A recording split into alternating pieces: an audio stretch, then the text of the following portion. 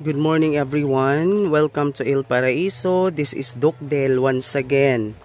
So this morning, gusto kong ipakita sa inyo ang mga red leaf philodendron here at Il Paraiso. But before that, for those who are new to this channel, I want you to subscribe and then hit the notification bell so that if I have new videos relating to growing and cultivating orchids and ornamentals, you will always be updated.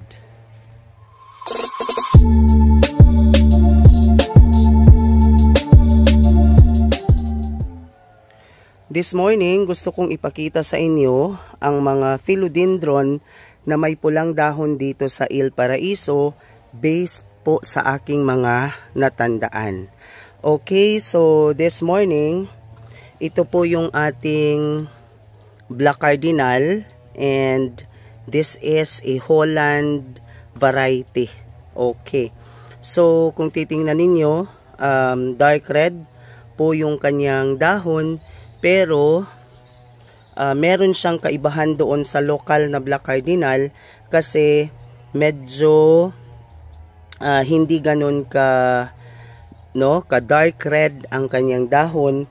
Pero, meron talaga siyang mukhang black cardinal. So, another one is this one, no? It's really amazing, napakaganda po. Ito po yung aking red sun na philodendron. Okay, so tingnan ninyo, napakaganda po ng kanyang dahon na pagka-red. Glossy po siya. And then, yung ibang dahon nga lang, medyo may problema. Pero, titingnan natin kasi aalagaan natin ito, no? I started taking good care of them. And then doon, tingnan ninyo, ito po yung kanyang old leaf from my previous video. However, meron na po siyang patay na dahon doon sa gilid. Pero ito po yung kanyang bagong dahon. So ito po yung aking red sun. And then, another one, ito po yung aking burgundy. No, napakaganda po ng burgundy. Pareho po sila ng black cardinal, pero medyo pahaba po yung kanyang dahon. Kasi yung black cardinal, bilugin po ang kanyang dahon, circular. Okay, but here, no, pahaba siya. Maganda po ito. And then, no, nabili ko po ito kay Sir Dennis sa Jansan. And so this is my burgundy here at Il Paraiso. So this is the highlight of my black cardinal here at Il Paraiso. I want you to have a closer look on the leaf, no, sa kanyang dahon. Mamasa-masa po kasi bago lang po natin siya diniligan. Okay, so tingnan ninyo. Okay, yan po, no? So medyo matagal-tagal na po ito dito sa Il Paraiso and I am planning really to top cut this one, no?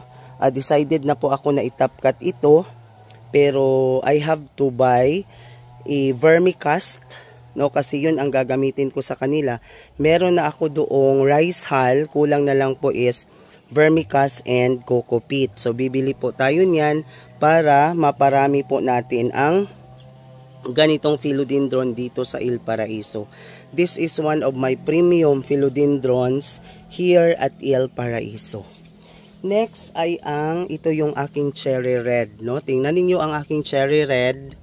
Okay, maganda din po siya kaso medyo nasira doon kasi medyo matagal-tagal natin siyang napabayaan. Tingnan niyo yung mga dahon, meron pong butas-butas, pero I think kinain ito ng uod, no? So next week, bibigyan natin sila ng bibigyan natin sila ng pampatay noon ng uod para mas lalo silang maging healthy. Okay, another one, ito po yung aking daing ampon. Okay, no? Ito yung aking daing ampon. Parang magkatulad sila doon sa cherry red, pero iba ang kanyang, no? Tingnan nyo yung kanyang dahon, iba ang pagka-red. Ito naman ay medyo maputla, no? Okay, medyo maputla.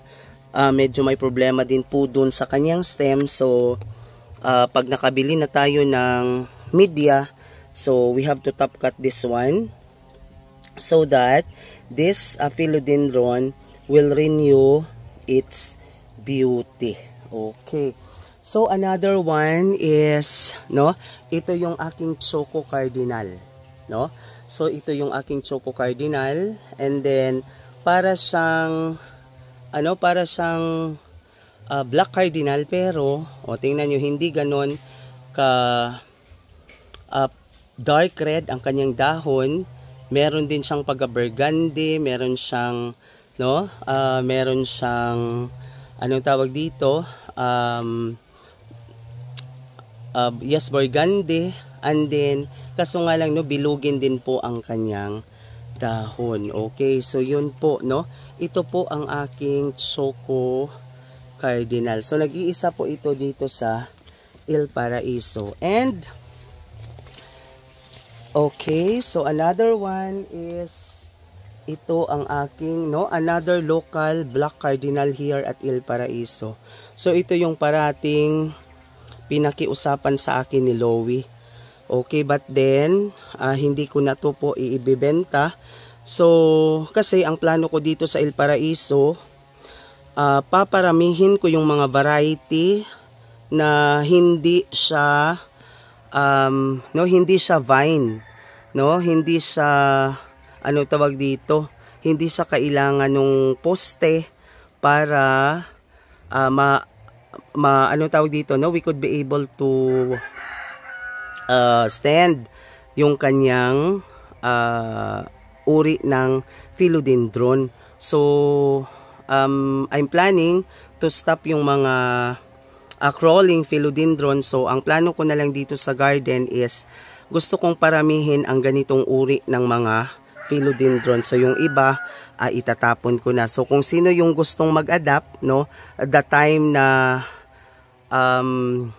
ilipat ko sila, itapkat ko sila, at itapon yung hindi na dapat, no, hindi na dapat dito sa Il Paraiso. So yung mga worth it na lang talaga na philodendrons ang aking ititira.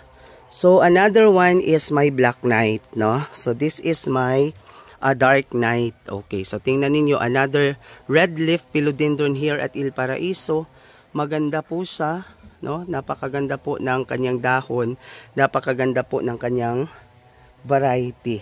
And then I think meron akong nawala, yung Royal Queen.